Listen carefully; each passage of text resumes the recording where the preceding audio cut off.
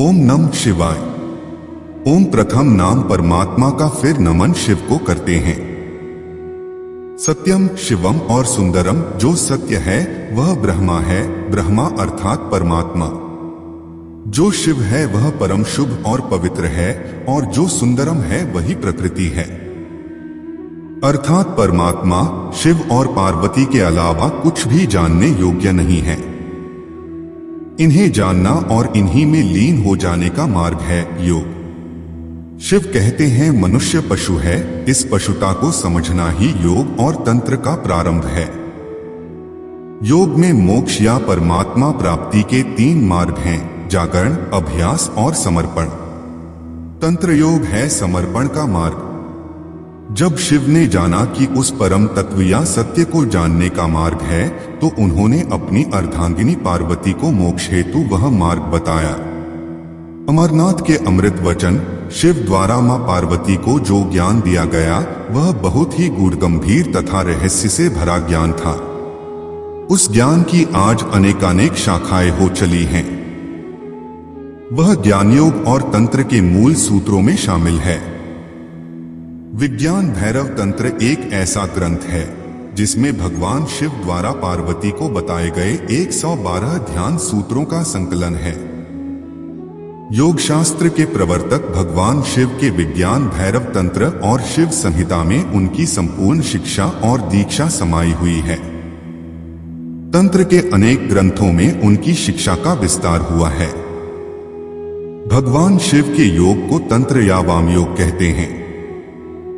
इसी की एक शाखा हठ योग की है। भगवान शिव कहते हैं वामो मार्ग परमहनो योगितामप्यगमय, अर्थात वाम मार्ग अत्यंत गहन है और योगियों के लिए भी अगमय है। मेरुतंत्र आदि पुरुष, आदि का अर्थ प्रारंभ। शिव को आदिदेव या आदिनाथ कहा जाता है। नाथ और शैव संप्रदाय के आदिदेव शिव से ही योग का जन्म माना गया है।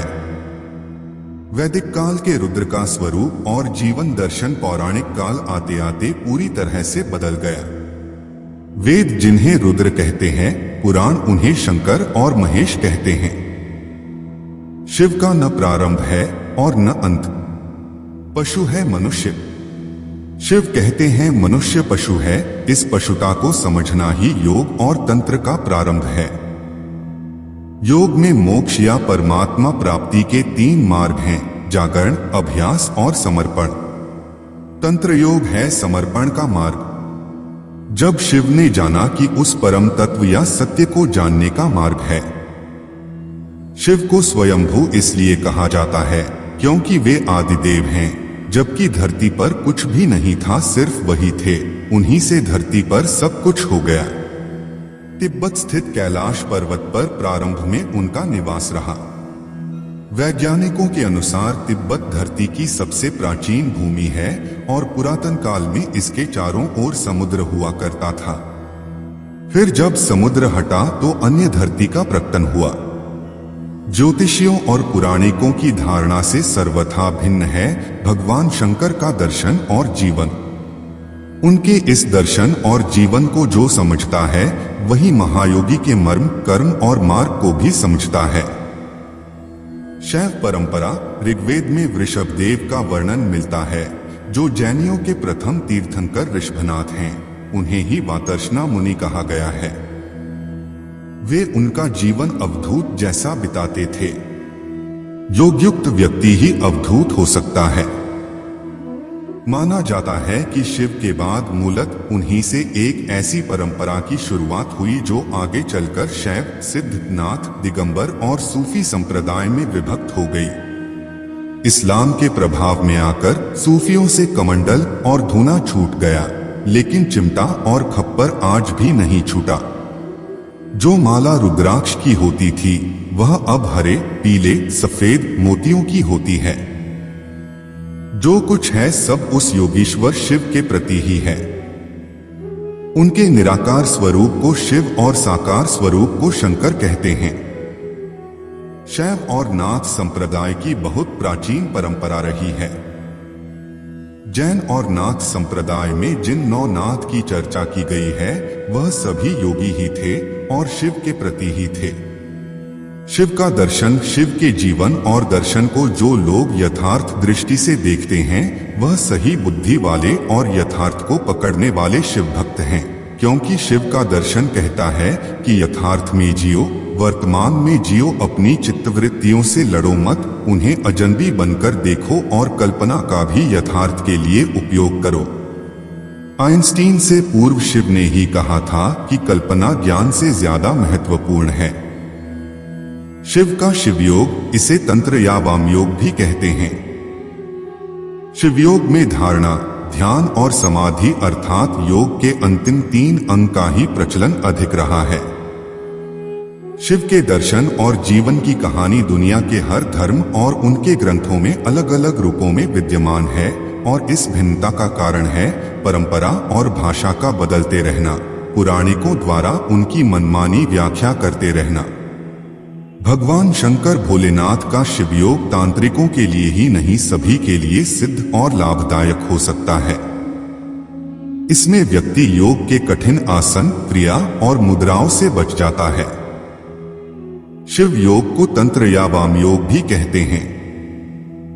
शिवयोग में धारणा, ध्यान और समाधि अर्थात योग के अंतिम 3 अंग का ही प्रचलन अधिक रहा है।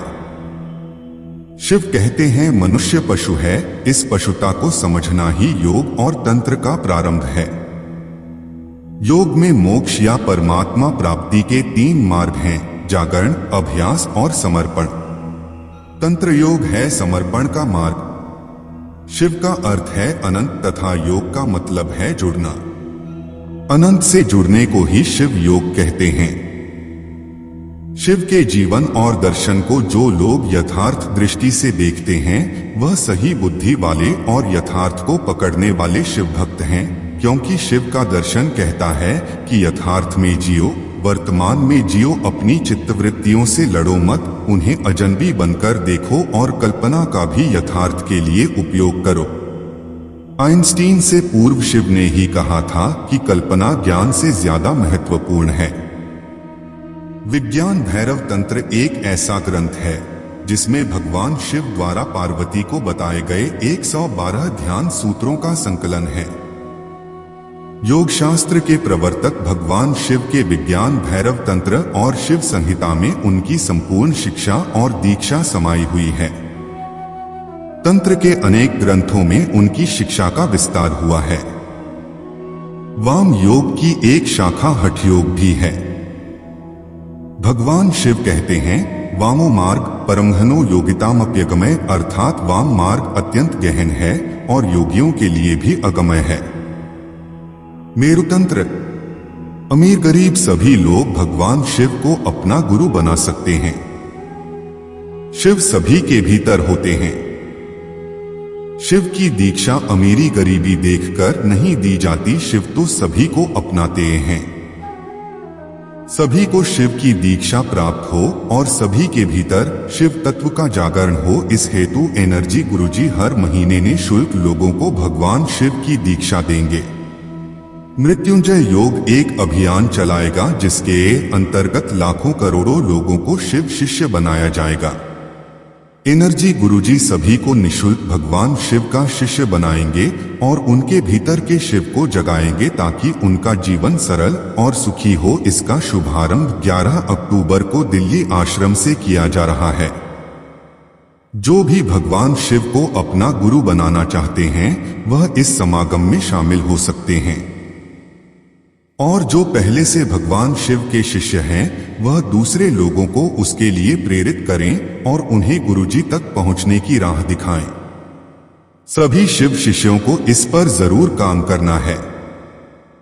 करोड़ों लोग भगवान शिव के शिष्य बने, इसमें सभी शिव शिष्यों का सहयोग महत्वपूर्ण है। शिव दीक्षा के इस समागम में गुरुजी भगवान शिव की महिमा पर चर्चा करेंगे और सभी शिव शिष्य को महासाधना से जोड़ेंगे। चूंकि अब महासाधना में किसी प्रकार का कोई खर्च नहीं आता है। महासाधना पूर्णतया निःशुल्क है, इसलिए सभी उसको अपना सकेंगे और अपने जीवन को संवार सकेंगे। जब एक ही समय एक ही मंत्र का जाप करके 1000 से अधिक लोग साधना कर रहे होते हैं तो उसके परिणाम गुणित होकर लाख गुना बढ़ जाते हैं। इसे ही महासाधना कहा जाता है। इसे कोई भी कहीं भी कर सकता है। इसे घर बैठे ही किया जा सकता है। महासाधना भोग और मोक्ष की सरल राह है। महासाधना के दौरान गुरुजी साधकों को अपनी ऊर्जा के साथ जोड़ लेते हैं। फिर उनके सूक्ष्म शरीर ऊर्जा चक्रों को साफ व संतुलित करते हैं। साथ ही उनके ऊर्जा चक्रों को जागृत करते हैं। कुंडली व सौभाग्य चक्र को विशेष रूप से जागृत करते हैं। इससे साधक के भीतर समस्याएं से मुक्त होने की क्षमताएं जाग उठती हैं। सुख समृद्धि की शक्तियां जाग जाती हैं। आध्यात्मिक क्षमताएं जाग जाती हैं। साधक के भीतर का शिव तत्व जाग जाता है। सीधे कहें तो साधकों के भीतर शिव जाग जाते हैं। उनकी शक्तियां जाग जाती हैं। तब साधक दूसरों को भी दुखों से मुक्त करने की क्षमता का उपयोग करने में सक्षम हो जाते हैं। महासाधना करने वाले व्यक्ति के जीवन में कोई समस्या टिकती, वह तन मन धन सभी से सुखी होता है और समृद्धि की ओर बढ़ने लगता है। सुखी जीवन के लिए शिव को गुरु बनाएं। सबका जीवन सुखी हो, यही हमारी कामना है।